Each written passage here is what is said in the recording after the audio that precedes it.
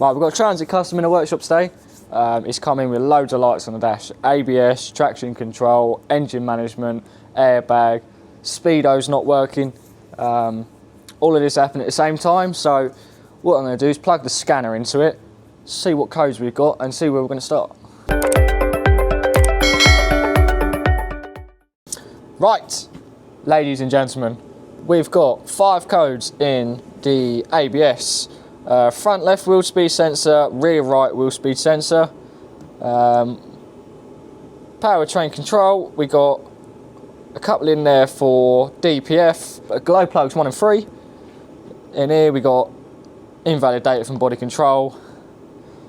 We got codes everywhere really. So I think the first thing I'm going to do is have a look into the ABS side, because if the ABS isn't working, that'll explain the speedo knocking out and the ABS light on the dash and the traction light, and it could also bring up the engine light. So I'm going to look into that first. What I'm going to do is go straight to the rear. The rear's easier. They run the ABS lines right across the back axle. I'm going to get the van jacked up, 2 axle stands underneath it, test what we got at the sensor, see if we've got live and earth. If we have, I'm going to switch them over, plug the rear right into the rear left, make sure she's all good, and we'll go from there. So, we're under the rear of the car. I've got it up on 2 axle stands. I found out where the sensor goes to. This is the plug for the sensor here. But while we're down here, we've got a mechanic fact of the week. When you're working under a car and your hair's getting all the rust in it, and you want to keep your head clean, put a hat on. There you go. Fun fact of the week: how to keep your head clean under a car. Wear a hat. Right, ignition's on, so we should have. Right, we've got our earth on there. It's all good. And we've got 10.8 volt on this one. So what I'm going to do now is go to a good side, see what we're meant to have, see if that is right. Because if it is, we can chalk it down to a faulty sensor. If not, we'll have to run some more tests. So let's switch around the sides. Right, so we've got 2016 Vivaro in. It come in on a Friday when I weren't here. Barney thought he'd have a quick look at it. While he was doing it, the car wouldn't turn off at all. Literally had to stall it. He'd done it a couple of times, twice to him actually. It's just had an alternator fitted, so who knows about that. But all they've booked it in with us for is a wiper fault. They're not working at all. So we're going to have a look through it. I've just given it a scan. It's actually got a couple of codes in there, so I wanted to start the video now. Just before I clear all these codes, I'll show you what it's got. So we've got quite a few faults in the body control module. Computer EEPROM fault, which is active. Battery disconnection unit, that's not active. Front fog light, open circuit, it's not too much of an issue. Front wiper protection, short circuit to earth. That's a bit of a worry. Does it need resetting once it's done? Who knows? Rain sensor, a power supply, short circuit to earth. Has it lost the power to the body control? Who knows? Windscreen wiper motor component blocked. That's memory, but I haven't cleared anything yet. We don't know. Another fog light fault, stop lamp circuit. Yeah, quite a few things. Battery current sensor. It has got a stop start light on it, but again, we haven't seen it. They haven't asked us for that. Don't know if it's ever working before the alternator was fitted or what. Don't know. But as you can see, loads in there. So let's clear it. The only thing I don't like about this tool, look, you go into that, you're reading all that, and you press back, or you think it says back, and it's exit. It's right there with everything else where you normally press. You press that, it comes completely out of the car. Winds me right up. So that button needs to be over there, and that one needs to be over there. So I'll let Charlie know. So let's clear memory.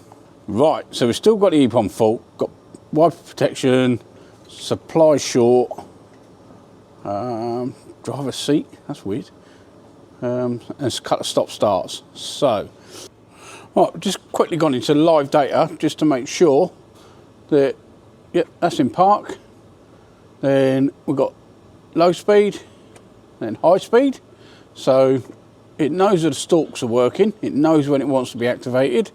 Right, so let's go and have a look at the voltage down to the wiper motor itself, see if we've got anything. But yeah, that is saying that it knows the stalks are okay. So we've checked the fuse for the wipers, so it says that seems okay. So we're going to go and check the voltage, then we're going to do a couple of activation tests and see, because sometimes you get a short circuit on a system, it won't turn on manually, but you can activate it and it sort of bypasses itself. So let's go and get the probe set up on the wiper motor, see what voltage we got. Could just be the motor itself. Let's have a look. Right, ladies and gentlemen, we're on the other side. So let's get this plug off.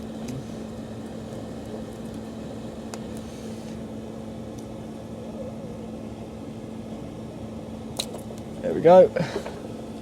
Right, let's test it out here. We've got our earth. And we've got our 10.8 volts, so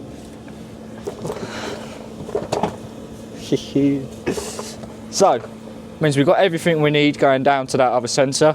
So just to make sure, another test we can do to make sure it is the sensor at fault, pull the wiring across the axle for the rear right, which is the faulty side, put it across to rear left,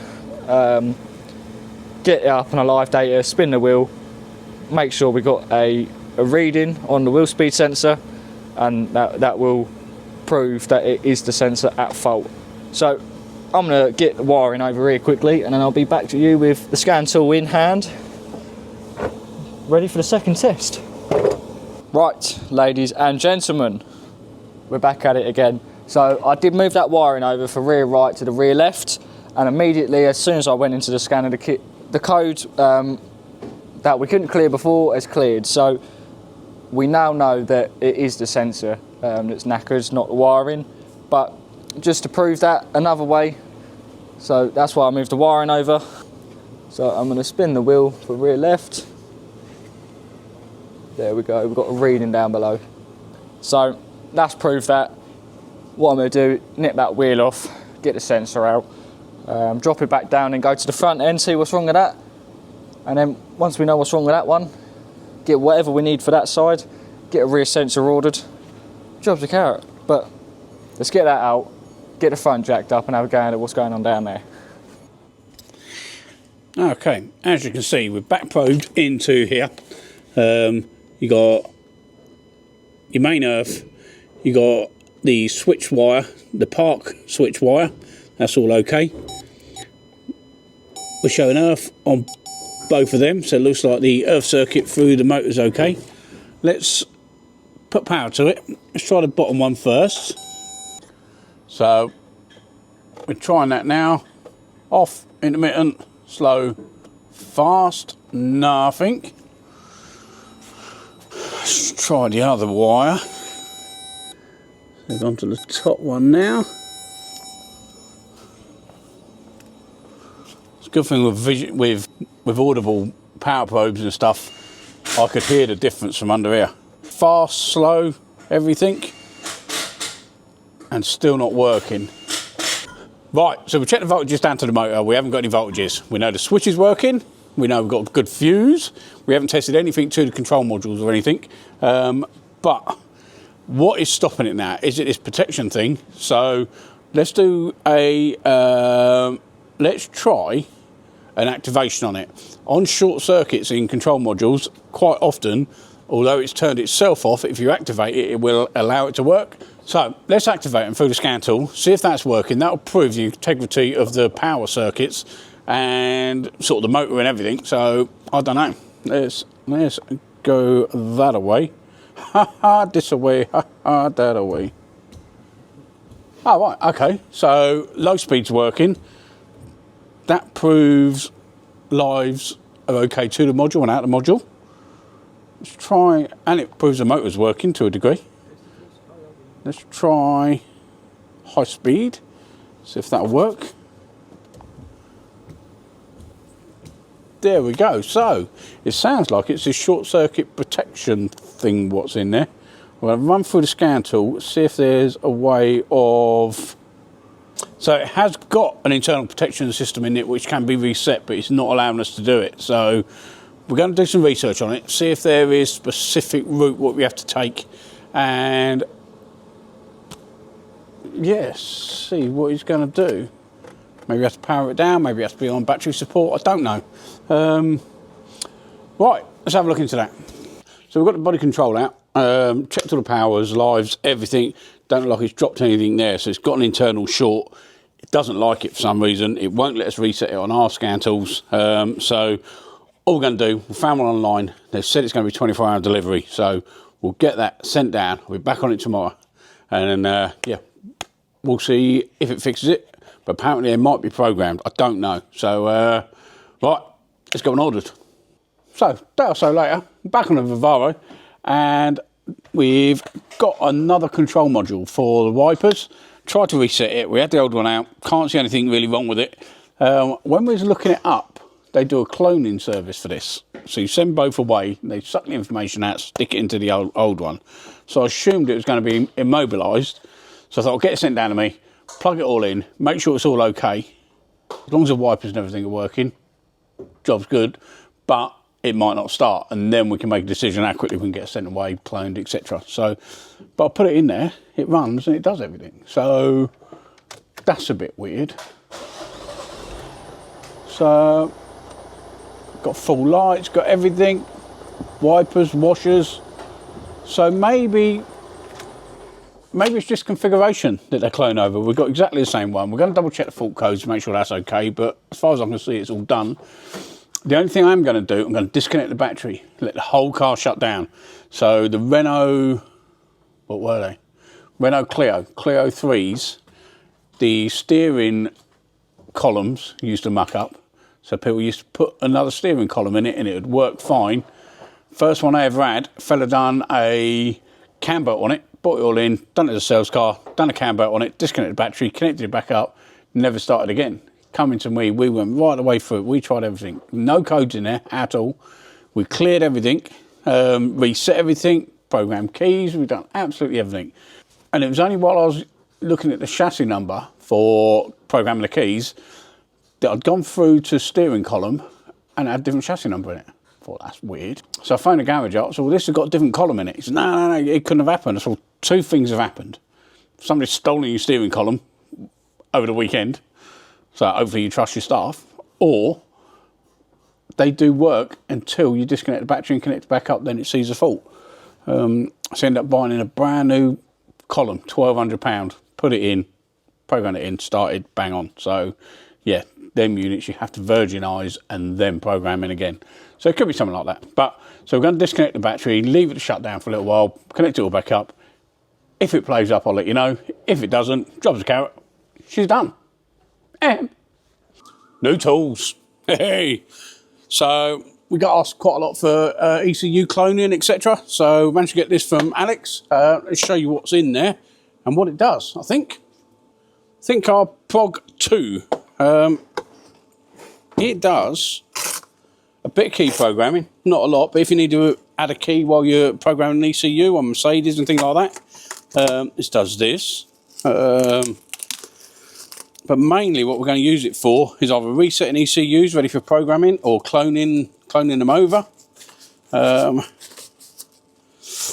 yeah, basically you get ways of, so it comes with sort of an EEPROM reader, a couple of different connections, your proper little 8-pin reader for surface mount, that pops in there. So if we do a fair bit of EEPROM stuff anyway, and basically lots of leads, which connects to ECUs, suck the information out, put it back into the next one.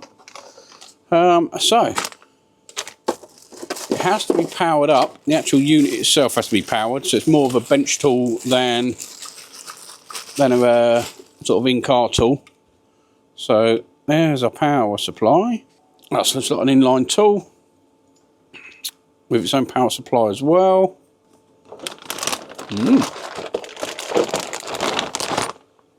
Some sort of key programmer, Mercedes key programmer, ECU plugs. So apparently it gives us loads more information once we connect this up to the Think car. So we're going to connect this up, show you what it does, and we might work out something as well. Right. So we've connected the Think car up to the programming tool. Let's show you what it does. So literally go into maintenance, into immobiliser programming. You have to connect your tool to the data link connector that splits off to this. You can connect it to the car at the same time if that's what needs to be done. You've got a power supply which powers them both at the same time, keep it nice and stable. Then it just starts running you through, telling you how to connect it. Then there we go. So we've got engine, gearbox. So if you're doing you can clone gearbox computers. I don't do a lot. Oh, it's got quite a few different Jaguar, Land Rover, Mitsubishi, Rolls-Royce, Aston, Lamborghini. Well, quite a bit. GM. Let's have a look in there. So if you know your gearboxes, which I don't, view wiring diagram. And it tells you literally what to do. What connector to connect up, what harness to connect up, which literally can be this one. Plug it into your doodah, tells you what to go where. Are they numbered? Yeah, 1 to 10. Yeah, 1, 10. Yeah, number 1's power, 10's earth. Then, yeah, tells you what to put where. And it does the same on the ECU side of it. So, this ECU, going to Delco ECUs, like an E39. Okay, view wiring diagram. And straight away there, you know, they're like the Vauxhall ECUs, I think, with the 3 pins. Tells you exactly what to connect up where. Connect it all up, and then you can connect, back up the complete data, and then restore the complete data, and then disconnect, and that should be it. So yeah, can't wait to put that through its paces. We had one. The only reason I got it out today was because we've been asked to do one on the old Corsa Ds, where the 1300 diesel, where they flood up. Somebody sent them down today. This one doesn't do it. This is just a tool. Go in, see if it's in there. If it does it, it does it. Don't be trying anything else. It's not an all-round, every make, every model type cloning tool. It programs a few tools. So if you've got a Mercedes ECU or something like that, what you want to just add a key to, it'll do that. It's not 100% key programmer. It's not 100% cloning tool. But it's a great add-on to your Think car anyway. So yeah, over the moon with that. Can't wait to use it. So, got the rear wheel off with the faulty sensor in it. I pulled the sensor out and look what we've got. The wheel bearing has chewed it up. So it looks like we've got less of a sensor fault, more of a wheel bearing problem. So the customer's going to have to get that looked at, because it will just happen again. If we just fit another sensor, it will be back in here, same thing would have happened. There's no point of us fitting a sensor in there without that wheel bearing being replaced. So the customer's going to have to send it off to another garage, get that done, and while they're there they can fit another sensor in there. But I have jacked up the front and taken the front wheel off, and it was the quickest fault finding I've ever seen. Have a look at this. Right, we've got the sensor there. We're going to play follow the wire. I see that. I see that it's unplugged. I thought, okay, that's not too bad. Just plug it back in. It's already plugged in, but the wires have corroded out of it. So this is the wiring for the ABS. So we got a little bit of an issue there. Phoned up the breakers yard round the corner. Luckily, they had the exact same van in there. So I nipped round, took the plug off. So we got that. We ain't got to worry about repinning and doing all of that, bypassing it, making it a pain in the backside for anyone else that touches it in the future. Just got a new plug. So what we need to do now, solder it up, secure it down, because we can see it's been rubbed through, causing this issue to arise. So we're going to secure it down nice and tight, not going to move anymore, not going to rub. And yeah, front one should be good to go. I'll do all of that, I'll chuck it on the live data, spin the wheel, see if it works. If it does, job's a good one. Right, ladies and gentlemen, so I've done the repair down there. So I've soldered the new plug in, secured it up proper, she's not going anywhere. So what I've got now is I've got the live data up. There we go. I'm going to spin this. So that's about as far as we can go with it for now. We need to inform the customer that he needs to get his wheel bearing on the rear looked at, and then we can have a look into some other issues for him. But until that's sorted, there's not a lot else we can do. So this one's good to go. I'm going to chuck the wheel back on. We can kick it back out to the customer.